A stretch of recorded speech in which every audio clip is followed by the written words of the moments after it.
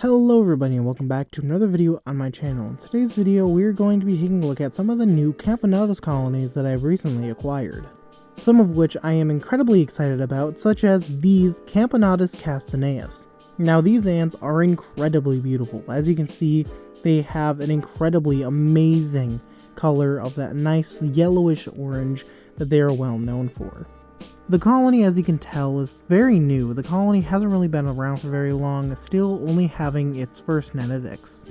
Now apparently this species can mostly just survive off sugars, which I find is very interesting for really any ant, but especially Camponotus, seeing as in they generally need a good mix of the two. However, apparently Camponotus castaneus doesn't exactly need that. These ants during the early days of their colony are kind of very boring. They don't really get up to much, they just kind of exist. However, once they get into a much larger colony, they generally start going out and doing stuff more.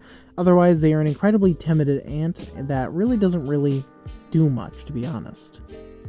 Whatever the case may be, I am very happy to have this ant colony because it is a species that I've been kind of interested in getting, but also kind of not. It's definitely been one of the species that I've wanted to get just to see and kind of experience. And well, it looks like I am officially achieving that by finally keeping them after so long of not keeping them. The next up on my list is another species that I haven't kept in a while. I've had one colony of them in the past, however the colony very quickly fell apart. That species is Camponotus chromaiodes. Camponotus chromaiodes is very common within the eastern US. However, once you start getting out more west, the species is not very common at all. Now, of course, luckily, I've been able to actually get a colony of these guys, and honestly, these are some of the most beautiful ants I've ever seen. Now, although they don't look like much currently, when they get proper workers and majors, the shine on their gasters is so beautiful, matched up with their colors, you know, in general, as far as like on their thorax and all that. It is absolutely amazing, and it's just so cool. I recently had the joy of actually seeing them out in the wild here in Wisconsin, which is only like the 4th time they've ever been seen, I believe, within the state. And it was absolutely beautiful. They were so pretty and they stood out so well.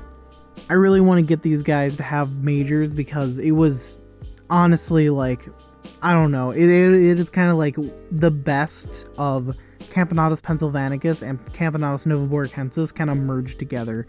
And yeah, honestly, you couldn't really ask for a more beautiful temperate ant species. This colony is also still very young. However, the colony that is coming up here pretty soon is actually, we don't know the age of because this colony was wild caught.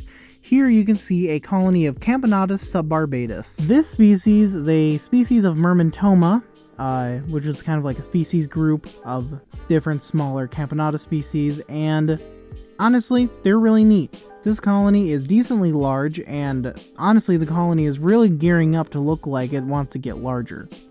This colony is definitely doing better than all of the others, but that is partially due to the fact that they are in fact wild caught. Now, of course, this species isn't exactly really seen as the most like popular, I guess, or seen as the most interesting.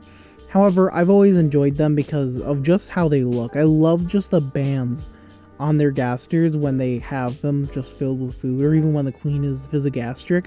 It is definitely something interesting that I don't really see much on the other Camponotus that I have. Not only that, but also pair it with their size. This makes it a very interesting ant species and one that is incredibly easy to house. To be honest, they only get to around about 1,000 workers, which can be easily housed within a formosquarium, just like that, without really needing much else. I'm hoping to feed this colony the most out of the other ones, hopefully feeding them at least multiple times per week, just to start and get that queen to start egg laying more, and also to get all this eggs and larvae and all that stuff really developing well. And as you can see, these guys eat incredibly well. Honestly, this colony is pretty awesome, I'm not gonna lie. So yeah, those are all of the new Camponotus colonies that I have currently. I have quite a few Camponotus queens. I'm hoping to get a novaborichensis colony going, but once I actually do have that happen, I will show you guys that colony. However, for now, take this.